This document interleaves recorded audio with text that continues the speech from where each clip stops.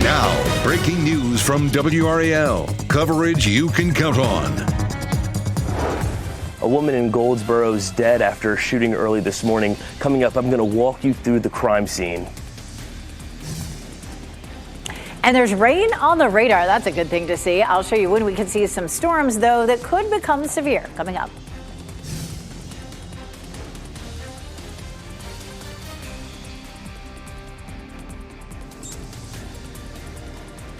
And more details in the case of Blake and London Devon. So many updates here that we're learning there this morning. Thank you for joining us. I'm Eric Miller. We got to start off with that forecast today. Once again, going to be a hot one out there. And Elizabeth, there's even a chance for rain. We're so happy to see that for sure. We had some isolated showers early this morning around the Triangle and some of our eastern counties. But the cold front is headed our way, and you can see much more rain around Greensboro, Winston-Salem. That's all going to slide into our area before lunchtime. And then in the afternoon, we'll have the potential for some of those to become storms. South and east of the Triangle, we have a level 1 risk for severe weather, damaging winds, heavy rain, hail, all a possibility. Our rain chance up until lunchtime is about 20%, and then after lunch it goes up to 50% with that potential for some scattered storms. It's also the second day in a row of a heat advisory for most of us, from Raleigh southward toward Fayetteville and then back over toward Wayne County. It'll feel like 102 to 108 right around Raleigh, 103 to 104, and then in some of our southern counties up to 106 to 108. Starting to see the clouds building back in here in Durham. Boy, it's warm, 82 degrees with a dew point of 73, so it's really warm and sticky as you step out this morning. Our highs will be in the mid-90s, and it looks like we could have a high heat index again over the weekend. I'll show you what it could feel like coming up, Ken. All right, Elizabeth, we continue to follow some breaking news out of I-95 this morning. I-95 southbound completely shut down just south of Fayetteville. There's exit 41, which is Chickenfoot Road. It's in the Whole County area. Now, a detour has been set up around 301 South. It will get you back over to I-95. Sky 5 is actually over that scene right now. Let's take a live look at what we're seeing now, right now on I-95 South. You can see two jackknife trailers there, semis, a couple of FedEx trucks and another jackknife trailer, semi-truck. They've crashed through the concrete barriers there along I-95 South. This road is likely going to be shut down for at least another hour, according to the DOT, but you can see traffic is not moving at all. Those lanes are completely shut down. Unfortunately, for those folks who are stuck there in that traffic right now, there's no movement at all. If you're listening to us on the radio, make sure you get off I-95 South. Whatever exit you're coming to, if you're still moving, get off right now, get over to 301 South, work your way down, and that'll work your way back to I-95 South. But you can see the Sky 5 video showing you the huge backup on I-95 South. We'll keep monitoring it for you here in the WRAL Traffic Center. Thank you. We're following breaking news out of Wayne County as well, where a woman is dead after a shooting in Goldsboro. This happened on Hollowell Avenue just after 2:30 this morning. WRAL's Nick Perlin was in the WRAL Breaking News Tracker as police investigated. Goldsboro police were busy early this morning investigating a shooting on this stretch of Hollowell Street that left one woman dead. Now take a look at this video from the WRAL Breaking News Tracker, and you can see Goldsboro police taping off the 300 block of Hollowell Street early this morning. We're told the shooting happened at around 2:30. Now, police were also investigating this gray car, and as you can see right here, there's a bullet hole in the back windshield. Like I said, this shooting did happen at around 2:30 early this morning, and one woman sadly died here on the scene. We're still trying to learn from Goldsboro police if they know who fired that gun. Once we have more information, we'll be sure to update you. In Goldsboro, Nick Perlin, WRAL News. More breaking news this morning, where police in Durham are investigating a stabbing in a home on North Alston Avenue. This is video from the WRAL Breaking News Tracker. Officers responded to that scene near Holloway Street just after 2 this morning. Police say a woman was stabbed in the head and she has serious injuries. They don't have any information on a suspect at this time. We're working to learn more about a house fire in Wake County. The WRAL Breaking News Tracker was on Dolphin Turn Street in Willow Springs just around 11 last night. You can see several firefighters working as smoke could be seen coming from the home. We're working to find out the cause and if anyone was hurt. The adoptive mother facing murder charges in the deaths of two siblings is due in court today. Blake and London Devon were missing for years. Now police say they were starved and abused until they died. As WRAL's Kelsey Coffey shares, Avante Devon is facing some shocking allegations. We're just hours away from seeing Avante Devon here in court for the first time. This comes as police released new details about Blake and London yesterday. They say the two children were likely abused and starved to death. Devon is now facing multiple charges, including first-degree murder, felony child abuse, and concealment of death. She's accused of forcing someone else to burn and dismember their bodies. Police say Devon kept Blake, London, and her other adopted kids in small rooms, sometimes in complete darkness with little or no food. WRAL spoke with Brianna Murrow, once known as Cherish Devon, who lived with them as a child. It was very horrible. There were days where we didn't go with showers. We didn't go with baths. The only time we could turn on the bathtub or the sink was to get water. Devon's first court appearance is scheduled for this afternoon at 2:30. Kelsey Coffey, WRAL News in Fayetteville. Police in Raleigh are trying to find the person who shot a man last night. Investigators were at the scene on Morgan's Mill Court for more than 3 hours until after 1 this morning. It's near Rush Street and Hammond Road. Video from the WRAL Breaking News Tracker shows evidence markers scattered in the street as officers investigated. The man who was shot was taken to the hospital and is expected to live. President Joe Biden will be in Raleigh in less than 24 hours. He and First Lady Jill Biden plan to fly to RDU immediately after tonight's debate in Atlanta. The president's itinerary shows he's expected to arrive at RDU just before 2 tomorrow morning. This will put the Bidens in place for a campaign event midday tomorrow in Raleigh. Former President Donald Trump will also be on the campaign trail tomorrow. He'll appear at a rally near Norfolk, Virginia. Tonight's debates will be the first time a current president and a former president will debate each other. It's a key moment for both campaigns as they try to set expectations ahead of November's election. President Biden has been at Camp David huddling with advisors and holding mock debates. Former President Trump has been at Mar-a-Lago doing more informal prep. He's expected to focus on the economy and the border during the 90-minute debate. Biden will likely zero in on abortion rights and threats to democracy. CNN is the host of the debate. It's happening at their studios in Atlanta. You can watch it live here on WRAL starting at 9.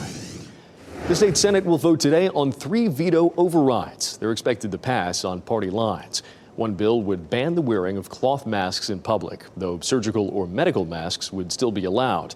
Another rolls back some recent juvenile justice reforms. The third allows owners of billboards along highways to cut down more trees in front of them. The House overrode all 3 vetoes last night. When the Senate follows suit, those bills will become law over the governor's objections. The state Senate passed a bill that puts into law a broad definition of anti-Semitism. It adopts the International Holocaust Remembrance Alliance's definition of anti-Semitism. Some critics worry about the implications for free speech, particularly being critical of the state of Israel. The bill easily cleared the House earlier in the legislative session. For more on that bill, you can visit the NC Capitol section of WRAL.com. Robert F. Kennedy Jr. and other presidential candidates will have to wait longer to find out if they'll be on the ballot here in North Carolina. The state elections board voted last night to deny initial bids from the parties sponsoring Kennedy, Cornel West, and Randall Terry. The parties collected more than 13,000 signatures apiece from North Carolina voters, but officials say they've gotten allegations of flaws in each petition. The board says it'll make a final decision at a later date. You can read what board members had to say at the NC Capitol section of WRAL.com. Well, today will be a big day for the future of PNC Arena and the Carolina Hurricanes. The Centennial Authority, the group that owns the arena, is expected to give final approval today to a 20-year lease extension with the Canes. That deal also includes an agreement to develop up to 80 acres of land around the arena. The development could include apartments, a hotel, restaurants, retail and office space, and a sports book and music venue. The board's special meeting is set for 10 this morning. And with the 16th pick in the 2024 NBA Draft, the Philadelphia 76ers select Jared McCain from Duke University. Come on, listen to that crowd roar. Duke's Jared McCain is on his way to the NBA. The Philadelphia 76ers chose him with the 16th pick in the first round of the draft last night. Kyle Filipowski was expected to go in the first round as well, but he wasn't chosen. Filipowski and UNC's Harrison Ingram are now expected to be drafted in tonight's second round. NC State's DJ Burns and DJ Horn are not expected to be chosen. Coming up in just 15 minutes, a look at some of the other picks, including who the Hornets chose. Tesla's autopilot technology is causing a major debate. Why some people are concerned about that tech after a driver ended up on the train tracks. Plus, the LAPD is almost finished with their investigation into Matthew Perry's death. What a source close to the investigation says could happen in the coming months. Two things to watch out for today. We have the potential for some afternoon and evening storms, which could be strong to severe. I'll show you our severe level 1 risk. Plus, it's a heat advisory again for the second day in a row for parts of the viewing area. I'll show you where it will feel like more than 100.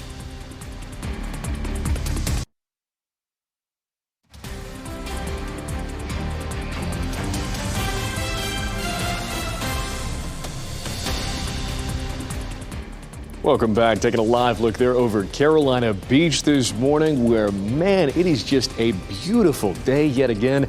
Kind of day that makes you want to dive into those waves right there. And you know what?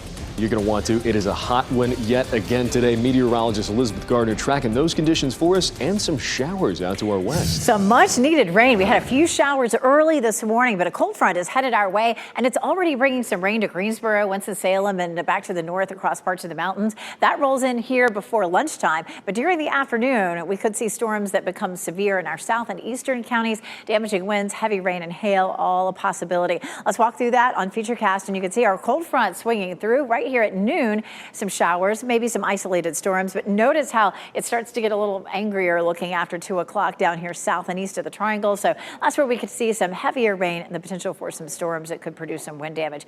The cold front will stall to our south and bring the potential for an isolated shower or two in the afternoon on Friday. And then Saturday and Sunday, we're going to bump up those chances for storms again. So it does look like we'll have some potential for the next 3 or 4 days to see some rain, but it's not going to be kind of an all-day soaking rain, which is what we really need.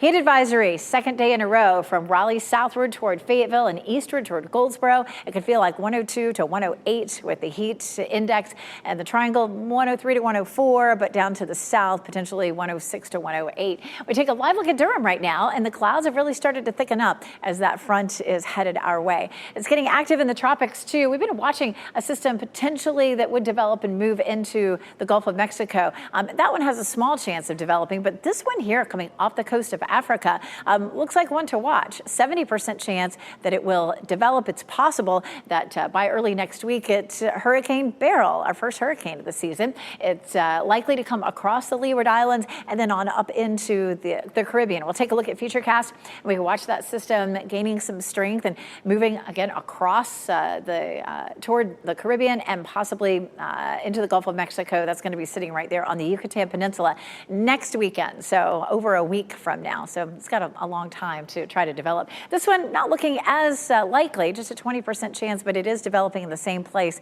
that we saw Tropical Storm Alberto, which was our first named storm of the season. Checking temperatures over the weekend. We're looking at mid-90s, but we'll have a lot of moisture in the atmosphere. So we could see a heat index that could spark a heat advisory for the weekend. I'll show you how hot it will feel. And of course, chance of storms, 50 to 60% chance. Ken? All right, Elizabeth, we continue to follow some breaking news in I-95, just south of Fayetteville. The southbound lanes are completely shut down at exit 41. That's a Whole County exit. It's a Chicken Foot Road right there and to south of Fayetteville. A detour has been set up. Let's give you a live look now at Sky 5 over that scene this morning. You can see a couple of semi-trucks that crashed through the barriers there on I-95 South, spilling whatever load it was carrying. You can see crews right now are in the process of trying to move those tractor trailers away, but the backup is stretching for miles as I-95, as Sky 5 pulls out to show you the incredible backup. There's absolutely no movement on I-95 southbound right now near Hope County. They're not going anywhere, but if you're listening to us on the radio, you're on 95 and you're moving, get off at that very next exit, work your way over to 301 South and work your way down around this mess on I-95, and that'll get you back to I-95 South a bit lower down. But again, We'll continue to monitor this, and likely it will remain closed for at least around 9 o'clock, maybe even later than that. But of course, we'll keep you updated here in the WRAL Traffic Center. Elsewhere around the Triangle this morning, we're seeing just a couple of disabled vehicles and a crash on local roads, not really affecting your morning commute this morning.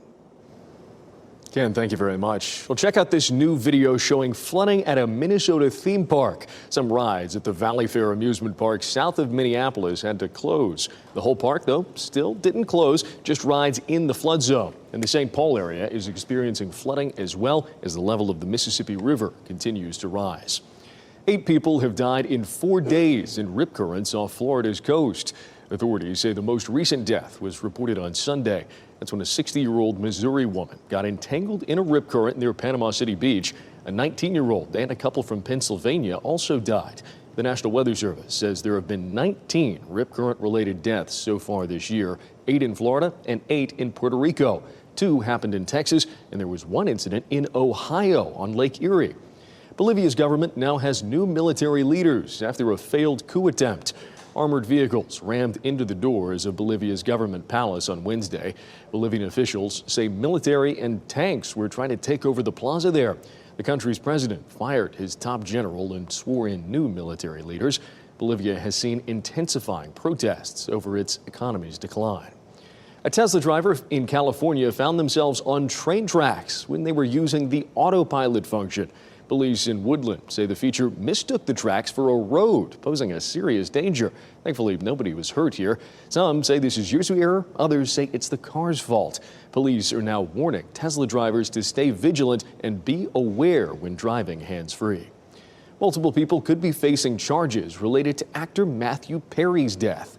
According to a law enforcement source speaking to People magazine, the Los Angeles Police Department is almost done with their investigation. The U.S. Attorney's Office will have to decide on possible charges. Perry was found dead in the pool at his Palos Verdes home in October. His death was ruled an accident, but noted contributing factors like the effects of ketamine in his system. The Tennessee Attorney General's office has turned over its investigation into the failed Graceland foreclosure to federal investigators. According to a statement from the office, they felt the probe into the failed foreclosure was better suited to federal law enforcement. This comes after Presley's daughter, Riley Keough, filed a lawsuit against a company that claimed to hold the deed. The company says Lisa Marie Presley used the estate as collateral to secure a $3.8 million loan that she didn't pay back. A judge blocked the sale in late May. The Biden administration is pushing to make housing more affordable. U.S. Treasury Secretary Janet Yellen announced a plan earlier this week to help lower costs. But housing affordability is an ongoing crisis that's impacted by a variety of economic issues right now. Jen Sullivan looks at the various reasons for rising home costs.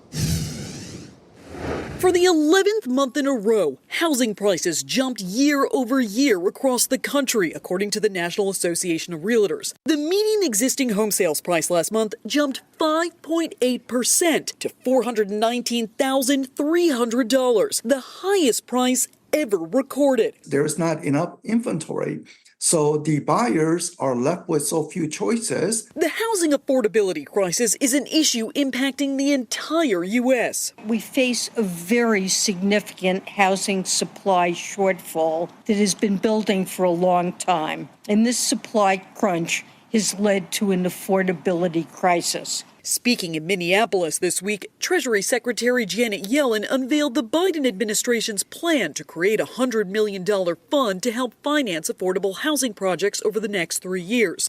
But it's not just the lack of inventory that's driving up prices. While inflation overall has cooled, shelter costs, which measure things like rent and mortgage costs, continue to rise, according to the Bureau of Labor Statistics. As of June 20th, the average 30-year fixed mortgage rate averaged 6.87%, according to Freddie Mac. In a recent analysis of data from Zillow and StreetEasy found rent prices last year grew faster than wages in about half of major metro areas. That is particularly upsetting because you can't really cut back on that. Many economic experts say these high housing costs aren't likely to come down anytime soon.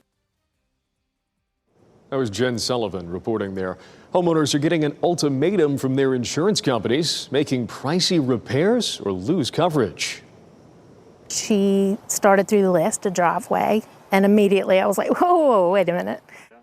Live on your side explains why an increasing number of homeowners are getting demands like this from their insurance companies and how drones are being used to decide what needs to be fixed. That's tonight at 6 on WRAL.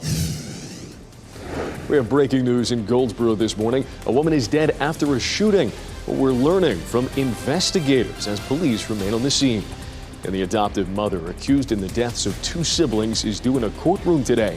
Shocking details in the case after a months-long investigation by Fayetteville police. That and so much more still to come on WRAL as we take a live look out there in a hot and steamy Raleigh.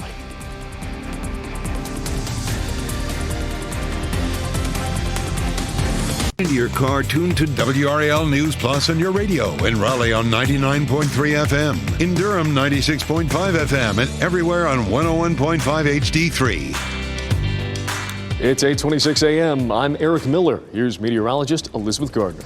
We have some showers that are showing up on dual Doppler 5000 radar. It's been a while, but over here in Greensboro, Winston-Salem, and that's headed eastward. We should see some of that rain in our viewing area close to 11 o'clock this morning. And then later on this afternoon, we'll have the potential for some of those to be strong to severe in our eastern counties. We have a level 1 risk, damaging winds, heavy rain and hail will be our biggest threat. Our best chance of rain comes after lunchtime, but we may see a few of those isolated showers just before noon. Also, second day of a heat advisory. It could feel like 102 to 108 from the Triangle area southward and eastward over toward the coast. Right around the Triangle, expected to feel like 103 to 104. Temperatures this afternoon at the pool in the mid-90s. The biggest thing you'll have to watch for is those storms developing. Ken? Elizabeth, we continue to follow that breaking news out of I-95 just south of Fayetteville. I-95 southbound lane completely shut down this morning as a result of a crash. Of course, you can use a detour on Highway 301 south, work your way down around that mess, and we'll get an update for you at the bottom of the hour over on Fox 50. Back here in the Triangle this morning, the Beltline, the usual trouble spots this morning. There's the north side of the Beltline. You can see the inner lanes. Those folks are trying to stay on the Beltline and get to all points south and west. That outer lane, those are the drivers trying to get onto I-40 westbound. So if this is part of your morning commute, you want to give yourself some extra time this morning. A woman is dead after a shooting in Goldsboro. Police responded to a home on Hollowell Avenue just after 2:30 this morning. That's where they found Adriana Lewis suffering from gunshot wounds. She died at the scene. A suspect is not in custody. Coming up next on Fox 50, it's a big day for PNC Arena and the Carolina Hurricanes. And up next on Today, Dallas Cowboys cheerleaders are on the plaza to chat about their brand new Netflix series. Now, breaking news from WRAL. Coverage you can count on. A woman is dead after a shooting in Goldsboro. What we know about the investigation. And here comes some rain. It really is coming. Here it is. You can see it back in the triad. I'll show you when it arrives here and how much we may see. There's also the chance for severe storms. I'll show you. There were a lot of beatings because we would steal for food just to survive. But we're learning about the disappearance of 2 children now that their adoptive mother is charged with murder and set to appear in court today. Well, thank you so much for getting your day started with us. I'm Eric Miller. Now, you know where we got to start, right? We're talking about that heat yet again. But for folks who are dry out there, we do have some good news. Meteorologist Elizabeth Gardner tracking some rain. You know, if we had a bunch of days of soaking rain, that would be amazing. Hey, we'll take anything we can get, but this is not going to solve all the problems that we've seen with the dry conditions lately. But it is raining around Greensboro and Winston-Salem. That's going to come pushing into our northern counties by around 11 a.m. And then later this afternoon, after lunchtime, we'll see scattered storms in our eastern counties. We do have a level 1 risk for severe storms, damaging winds, heavy rain and hail would be our biggest threat. So a few scattered showers up through 11 o'clock, and then after lunchtime, a 50% chance that we could see some storms in our eastern counties. It is also the second day in a row of a heat advisory. It could feel like 102 to 108 in the advisory area, which is going to be the Triangle area southward and eastward around, say, Raleigh, Durham. Our heat index will be 103 to 104. It'll be a little higher down to the south. We take a live look at Durham, and we've seen a good bit of cloud cover here over the last hour or so, but it's really warm and muggy. 82 our temperature with a dew point of 73, so it's uncomfortable already this morning. We will climb into the mid-90s. 90s with scattered storms during the afternoon. It looks like we could have a high heat index into the weekend. I'll show you which days we're watching for heat advisories coming up, Ken. Elizabeth, we continue to follow that breaking news just south of Fayetteville concerning I-95. All southbound lanes of I-95 at exit 41 completely shut down because of a crash. Let's give you a look at some video shot by Sky 5 just minutes ago. This scene has basically not changed. What you're looking at right now, two tractor trailers apparently crashed through the barriers there on I-95 South. It involves also a FedEx truck, but Sky 5 is showing you the incredible backup that we're seeing there this morning. That's another close-up look at one of the tractor trailers involved in this mess. If you're heading south this morning, 301 South is your best alternate route to get around this huge backup because nothing is moving right now on I-95 South. We'll keep monitoring it for you here in the WRAL Traffic Center, of course. Elsewhere around the triangle, you're seeing just local incidents, disabled vehicles, local crashes on local roads, not really affecting your morning commute at all. But you might want to see some slowdowns in the north side of the Beltline as well as the south side of the Beltline around the Cary area. But we'll keep monitoring for you here in the WRAL Traffic Center. We know you're keeping track of it. Thanks, Ken. We're following breaking news out of Wayne County this morning, where a woman is dead after a shooting in Goldsboro. This happened on Hollowell Avenue just after 2:30 a.m. WRAL's Nick Perlin was in the WRAL breaking news tracker as police investigated. Goldsboro police were busy early this morning investigating a shooting on this stretch of Hollowell Street that left one woman dead. Now take a look at this video from the WRAL breaking news tracker, and you can see Goldsboro police taping off the 300 block of Hollowell Street early this morning. We're told the shooting happened at around 2:30. Now, police were also investigating this gray car, and as you can see right here, there's a bullet hole in the back windshield. Like I said, this shooting did happen at around 2:30 early this morning, and one woman sadly died here on the scene. We're still trying to learn from Goldsboro police if they know who fired that gun. Once we have more information, we'll be sure to update you. In Goldsboro, Nick Perlin, WRAL News. To more breaking news this morning, this time in Durham, where police are investigating a stabbing at a home on North Alston Avenue. This is video here from the WRAL breaking news tracker. Officers responded to that scene near Holloway Street just after 2 this morning. Police say a woman was stabbed in the head and she has serious injuries. They don't have any information on a suspect at this time. Police in Raleigh are trying to find the person who shot a man last night. Investigators were at the scene on Morgan's Mill Court for more than 3 hours until after 1 this morning. That's near Rush Street and Hammond Road. Video from the breaking news tracker shows evidence markers in the street as officers investigated. The man who was shot was taken to the hospital and is expected to live. Today, the woman accused in the murder of her 2 adoptive children will be in court. Avante Devon is accused of starving and abusing Blake and London Devon and then concealing their deaths. WRAL's Kelsey Coffey walks us through the shocking new developments. We're just hours away from seeing Avante Devon here in court for the first time. This comes as police released new details about Blake and London yesterday. They say the 2 children were likely abused and starved to death. Devon is now facing multiple charges, including first-degree murder, felony child abuse, and concealment of death. She's accused of forcing someone else to burn and dismember their bodies. Police say Devon kept Blake, London, and her other adopted kids in small rooms, sometimes in complete darkness with little or no food. WRAL spoke with Brianna Murrow, once known as Cherish Devon, who lived with them as a child. It was very horrible. There were days where we didn't go with showers, we didn't go with baths. The only time we could turn on the bathtub or the sink was to get water. Devon's first court appearance is scheduled for this afternoon at 2:30. Kelsey Coffey, WRAL News in Fayetteville.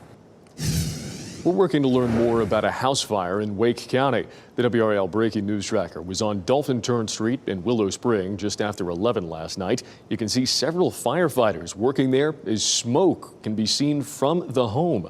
We're working to find out the cause of the fire and if anyone was hurt.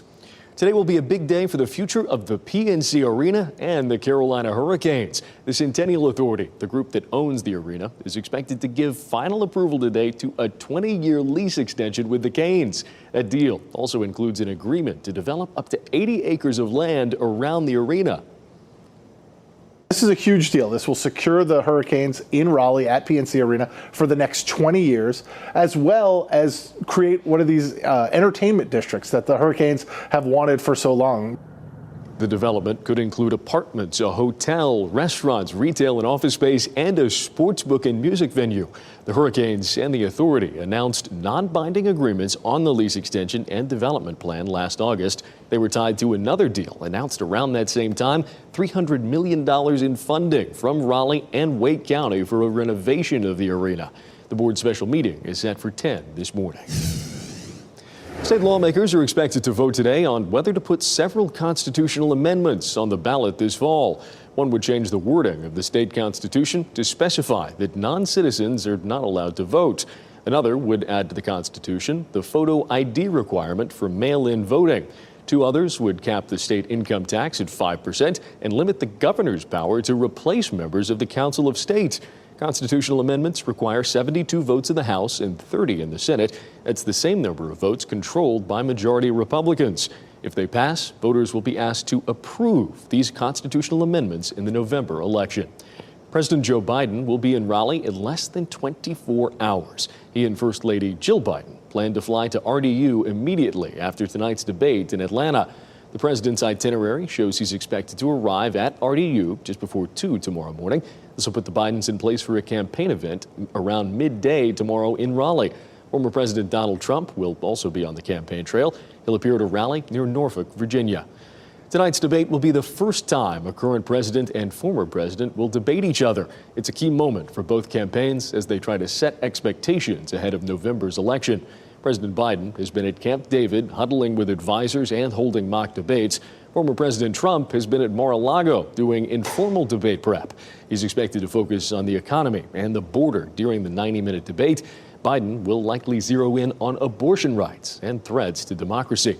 CNN is the host of the debate. It's happening at their studios in Atlanta. You can watch it live right here on WRAL starting at 9.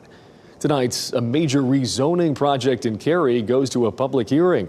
Town Council will hold the hearing about a proposed rezoning of the Waverly Place Shopping Center. Developers from Fenton want to rezone Waverly Place to allow for buildings of 4 to 7 stories. That would include up to 750 residential units and 30,000 square feet of commercial space. Tonight's public hearing starts at 6:30 at Cary Town Council. This afternoon, Wake County and Garner leaders will cut the ribbon on a new public safety station. The event at the Caddy Road Public Safety Station is happening at 2 p.m. The new facility will house Garner Police, Fire Rescue, and Wake EMS. It includes new living quarters, a gym, and gear decontamination rooms. The new location will help responders serve the rapidly growing population. Today, city leaders in Fayetteville will talk about how to address school resource officers in public schools. Last month, the Cumberland County Sheriff's Office announced it would no longer provide SROs to several schools in the district. Tonight, Fayetteville City Council will talk about the next steps it needs to take to make sure schools have SROs. Their meeting will get started at 2 this afternoon. Well, still to come, Hollywood is seeing more stars. The list of some of the stars being honored on the Walk of Fame next year, including a North Carolina native. Plus, life really is like a box of chocolates for Tom Hanks. A look at his new movie that reunites him with his Forrest Gump co-star, Robin Wright.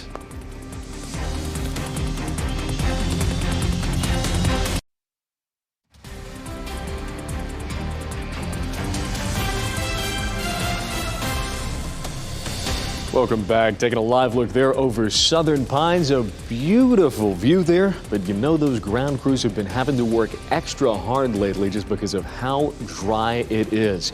But you know what? We've got some good news on that front. Meteorologist Elizabeth Gardner tracking at least a little bit of rain. Here comes some. We had a little bit overnight last night, and some people may have seen wet conditions, a little bit of rain on their car this morning, but it wasn't much. It was just a little bit of light rain. But here comes a front, bringing some rain to Greensboro and back to our west, and that rolls in here by lunchtime. You can see here where that rain is right now, and it moves on in between 10 and 11 and our northern counties, and then that front slides southward. And when it does later this afternoon after 2 o'clock, it's likely that we'll have some storms. Some of those storms could produce some wind damage. We're looking at that level 1 risk for severe storms. And then as we get into Friday, that front stalls to our south, but is close enough to us for some more scattered showers and storms during the afternoon and evening on Friday. It looks a little bit less intense with less coverage. And right right now we're not under a level 1 risk, but we are for today. Everywhere from, say, the eastern part of Halifax County all the way down to Hope County and eastward, damaging winds and heavy rain would be the biggest threat. It's day 2 of a heat advisory, and of course we had a heat advisory on Sunday as well. So the effects of heat are cumulative on your body, and this has been a long heat wave, and it's not likely to be over anytime soon. It looks like we could have more heat advisories over the weekend. This afternoon it'll feel like 102 to 108. Raleigh looking at maybe 103 to 104, and then down south it could be more like 106 to 108 around, say, Fayetteville or Goldsboro. Live look at North Hills is cloudy out there right now, but it is still warm and sticky, 82 degrees. Our winds are light. Our dew point is at about 73, so it definitely feels sticky. Love this photo from Tess Murrow of that sunrise yesterday in East Durham, looking beautiful out there. We'd love to see your photos. Go to WRAL.com, search Weather Watchers, and send us a few. Mid-90s this afternoon in Raleigh, upper 90s around Fayetteville, and low 90s up near the Virginia line. But yesterday we hit 103. The previous record was 102, and 105 is the all-time record. That's the hottest it's ever been at RDU. We were only 2 degrees from that yesterday. 73 is our dew point. It's tropical. It feels very sticky. That's what's going to bring us that heat advisory later this afternoon, and we'll keep it at tropical at least through Sunday before we start to see some changes on Monday. And take a look at the heat index. Tomorrow's not likely to be a heat advisory at 101, but once we pass 105, say Saturday and then again Sunday at around 108, those are likely to be days when we have a heat advisory. We'll be watching to see if the Weather Service issues those. A decent chance of afternoon and evening storms Saturday and Sunday too, with a 50 to 60% chance. We'll talk more about rain potential coming up. Ken? Elizabeth, we continue to follow that breaking news out of I-95. We're talking about I-95 South. The entire lanes of I-95 southbound are closed just south of Fayetteville. We're talking about exit 41. That's a whole county exit. Drivers are being asked to go exit off of I-95 and get over to 301 South. Let's show you some video taken from Sky 5 just minutes ago. This is what the scene looked like, courtesy of Sky 5. A couple of tractor trailers right there, apparently crashing through the concrete barriers there on I-95 South. It involves a FedEx truck, as you just saw right there, and another truck. You can see them spilling their load. No movement whatsoever on I-95 southbound right now, just south of Fayetteville. So keep that in mind. Again, that detour is around Highway 301 South. That'll get you around this mess and back up to on I-95 South. Elsewhere around the triangle, what you're seeing right now, just local disabled vehicles and crashes, not really going to affect your morning commute this morning. We are seeing things thinning out a bit on the south side of the Beltline, which is great news, but we're still seeing a bit of a slowdown on the north side of the Beltline, so keep that in mind as you're about to head out. Happening right now in the WRAL Live Center, this just in, Walgreens says they will close a significant amount of their more than 8,000 stores across the U.S., specifically underperforming stores. We're talking about stores in bad locations or stores that are susceptible to theft.